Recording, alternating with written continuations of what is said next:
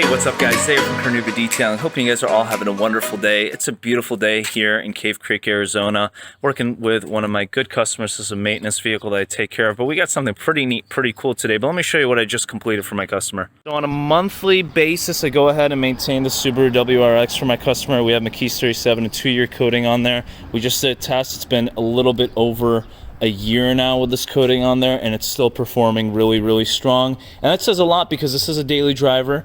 My customer goes out on a daily basis, putting miles on the vehicle, so it's still looking shiny. The beading is great.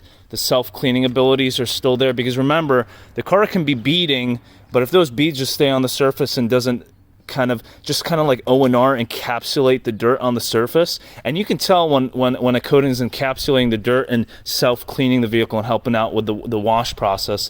It's very easy to tell, so you kind of get an understanding when the coating is about to fail and when it's still going strong. And this one is still going strong, and it's still doing really well. I've kind of dedicated waterless washes to this vehicle at this point, just because of how easy it is to maintain. And then on a quarterly basis, we go ahead and we top it off with a ceramic topper, just to keep that and maintain the coating's effect, and also just rejuvenate the nanopolymers and ceramic in the coating itself. So besides that, we take care of the rims. This is a monster when it comes to brake dust. You got to clean these pretty much on a weekly basis, but they're nice and clean. I use Brake Buster. Went ahead, threw on some nice quality oil-based trussing. We like that high quality shine on these tires. So, but yeah, it is looking great. It is looking popping. All we did on the vehicle was a one-step correction.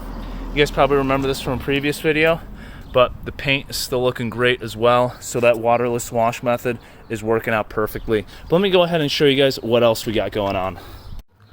I told you guys we got something really special today.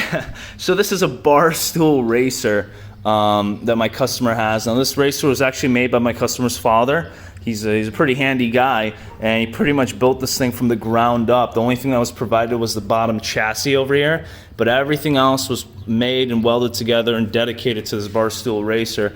Typically they don't look this cool.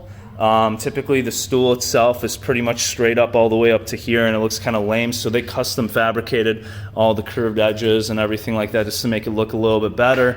But yeah, this thing is a monster. It's using a Predator engine straight from Harbor Freight, but custom bores, custom cylinder heads, all that stuff is custom, and it's just killer. It's pretty quick too. So we're gonna go ahead and ceramic coat this bad boy. What I'm going to do is just a typical O&R wash on all the exterior metal surfaces and everything like that. And then we're going to go ahead and scrub down the tires and rims. Well, not the rims, but the tires. You guys get what I'm saying. And we're going to go ahead and ceramic coat all the metal pieces except anything that's associated with the mechanical operation of the vehicle. Obviously, you don't want to go ahead and ceramic coat brakes, okay? Keep that in mind. We are also going to go ahead and just condition up this leather stool up on top. But besides that, yeah, it's a pretty awesome little toy. So you got your toy over here, and then you got another toy over here, and a couple other toys that you can play around with. So we're going to go ahead and get this thing done. And forgive me about some of the video quality today, guys. I did forget my tripod and my gimbal. I was a little bit in a rush because after checking the Google Maps, it turns out that the 303, a major highway that literally slices my time in half to come to my customer's household, was completely closed. That's something about Arizona that I'm really not used to, because typically in the Chicagoland area, when they're doing construction on a highway, they keep a lane or two open to keep the traffic moving. Here, nah, they just close the whole thing down for a few weeks just to get it done, which kind of makes sense. It speeds up the process. Construction workers don't have to deal with the danger of cars driving by and stuff like that. But if you are unaware, it does kind of lengthen your drive to wherever you need to be. So I was kind of rushing, forgot my tripod and everything. So I'm just going to kind of do this POV mode for you guys, and hopefully you enjoy.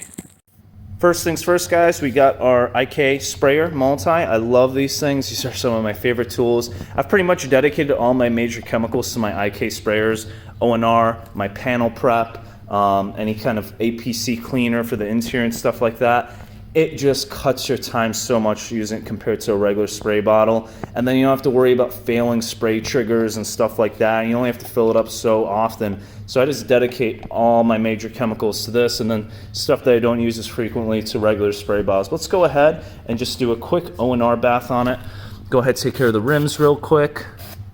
Also get these tires covered because we're going to scrub those down a little bit. Bloop. And you also want to watch out for any kind of gears and stuff like that. You want to get those wet or remove any type of lubrication or grease. You want to keep that on there. And also, if I didn't mention already, this thing is powder coated. So if you do end up with a scuff or something like that, it's very difficult to go ahead and repair. Actually, nearly impossible if the scuff is too deep. So you gotta just watch out, make sure you're lubricating the surface properly.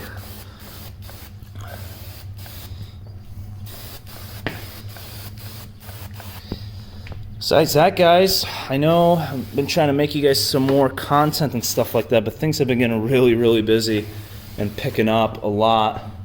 And I always tell you guys, you know, I love making content for you guys.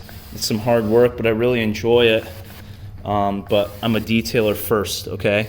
So my content kind of comes second, even though you guys are a priority. So I'm gonna take care of you sooner or later, so don't you worry. So our goal is just to ceramic coat all the major areas and get her done.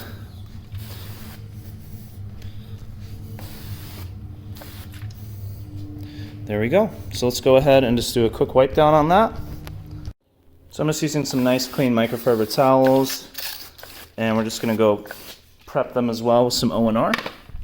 Boop. We're gonna head and start wiping down. Be very gentle, especially when it's on these go-kart stands. They're a little flimsy at times and they shake a bit, so you just want to make sure you're not pushing too hard. You know, there we go. Take care of the interior of the rims. And this thing hasn't been driven yet, so we don't really got too much to worry about when it comes to dirt and stuff. It's just been sitting in the garage. Oh, let me get that camera back up. This is why it's difficult when you don't have a tripod or a proper gimbal. Move on to the next one. And just continue the process around the vehicle, get her all nice and cleaned up. But as you can see, there is still a little bit of dirt here and there, especially on the rims being closer to the ground. But I'm gonna go ahead and wipe down the rest of it and bring you guys in just a few moments. All right, guys, so we went ahead, completed the O&R wash, got her nice and clean. So let's go ahead and start the coating process. Again, you can't clay this. It is powder coated. It's another thing I keep in mind, so you can't really polish it too much. And it's brand new, you know. Like I said, it's been sitting in the corner of the garage right there only for a few weeks now. It was just made recently. So we're just going to go ahead after the wash and start coating it up. Using a foam applicator pad with McKee's 37 SiO2 ceramic paint coating. This is a very kind of basic paint coating, but still provides a lot of great protection on the vehicle. It's actually the same stuff we have on the WRX over there. Been over a year now, still performing great on a daily driver. So in my experience, you get about a year and 8 months to 2 years on this type of coating, even on daily drivers. So let's go ahead and start the coating process again. Go ahead section by section. You don't have a lot to work with, but so you don't need too much coating, just a few drops. And to start it up, you're gonna see the coating apply and just work out all these sections. I want to work them small because they are kind of tedious to go ahead and wipe off the coating on little sections like this. And again, you don't want too much coating on your applicator pad because then it's just going to start dripping everywhere and getting everywhere. So you just want to make sure you have just enough to go ahead and cover everything that needs to be covered, and then you're set to go. So I'm going to go ahead and grab my microfiber towels right over there. I have my initial. Remember, use nice, clean, fresh microfiber towels. Hey, blue matching blue. That's always nice. And then keep track of where you are as well. You don't want to forget about where you applied and where you haven't. So let's keep track of all of that. It's very difficult doing this with one hand, but we're going to get her done. After this, guys, I'm just going to complete the whole thing and then bring you guys into the finished product, okay? All right, guys, so we are all set to go. She is coated and looking pretty. So again, 24 to 48 hours for a complete cure time when it comes to McKee's 37. Again, this is on the lighter end of a coating. It's a 2-year coating. It's not a 5 or a 10-year coating. So it's perfect for something like this because we do have intricate areas that we were trying to coat, and you don't want too much of a thick layer of ceramic on there where you see edges and things of that nature. And that does happen with some higher end coatings. So this is a good option to go ahead and coat something like this that's going to be sitting in the garage most of the time. Went ahead, took care of the tires and rims and everything like that too. But she's looking pretty now. She's protected. It's going to help a little bit when it comes to light kind of marring and things like that. But besides that, guys, it's going to be like crazy. It's going to be super easy to clean when he's driving this thing, and it's just going to be a fun time all the way around. So thank you so much for joining me on this video. I know it's a bit more of a simple one, nothing too fancy, but I hope you guys enjoyed. Something a little different that I don't usually do. Besides that, I'm done for the rest of the day. I got a lot of phone calls I have to make. Remember, when you're done detailing, there's still a lot of work that needs to be done. So we're going to go ahead, check out in just a little bit, and we'll be all set to go. Thank you so much for joining. Remember, hit that subscribe button if you want some more cool detailing content, and make sure to hit the thumbs up as well. If you have any questions, comment below, and have a great rest of the day.